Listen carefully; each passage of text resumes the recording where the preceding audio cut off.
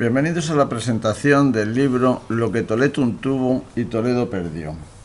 Básicamente vamos a ver por qué Toledo fue romano, por qué los romanos vinieron a Toledo y qué es lo que ocurrió aquí. Maese nos dice aquí: los romanos fueron una civilización que, recogiendo la herencia de los etruscos, griegos, persas y de Alejandro, asimilaron y adaptaron sus respectivas culturas, fundiéndolas en una sola.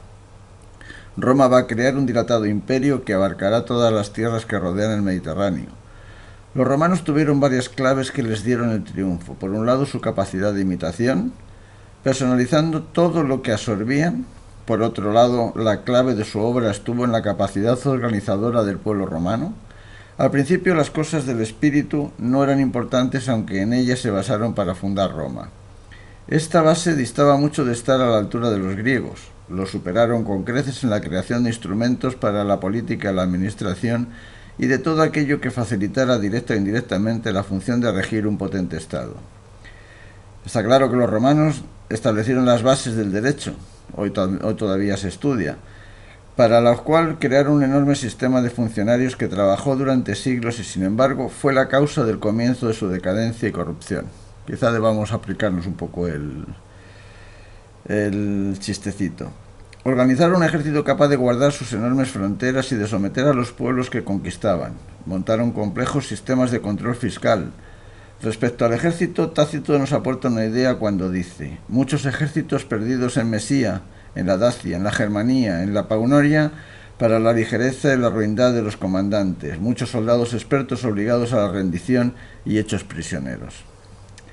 Tito Livio aporta también otro detalle que, si reflexionamos sobre él, es interesante cuando dice: Cincinato, la única esperanza que le quedaba al pueblo romano, cultivaba un terreno al otro lado del Tíber, frente al lugar que hoy está el puerto militar.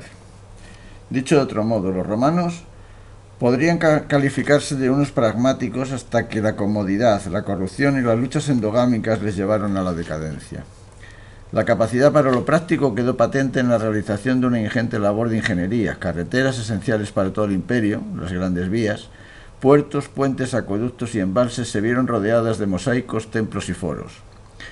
Muchas de ellas siguen siendo utilizadas y admiradas, y eso nos da una directísima imagen de la civilización que realmente fue. Dicho de otra manera, Roma es la historia de destrucción y modernización de muchos pueblos unidos bajo una sola autoridad que llamamos romanización. ¿Por qué estudiamos precisamente Toledo y no otra ciudad? ¿Cuál es el interés de los romanos en esta localidad? Podríamos resumirlo diciendo que en ella hallamos el paradigma del ejemplo de todo estudio histórico, artístico, arqueológico, ya que en ella podemos estudiar: primero, una ciudad situada en un territorio concreto, la Carpetania; en un país concreto, la Hispania, cerrado por el Mediterráneo, donde Hércules situó las puertas del mundo. Una ciudad a la que vemos desarrollarse como tal, que desde siempre fue la capital de la civilización que tocaba, excepto desde Felipe II, y curiosamente coincide con el comienzo de la decadencia de España.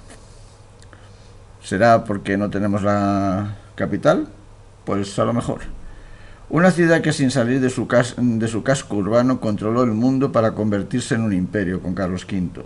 Una ciudad que todos quisieron tener y llegó a albergar varias culturas al tiempo, las tres culturas famosas, en la que todos quisieron dejar alguna obra suya, bien como arquitectura, pintura, escultura, música o literatura, política o religión, militar o civil. Una ciudad que extendió la lengua por el mundo y llegó a ser la segunda más hablada. Claro que si nos preguntamos cuáles son las diferencias de lo que hemos citado con Roma, comprobaremos que tan solo nos separan 10 siglos de diferencia.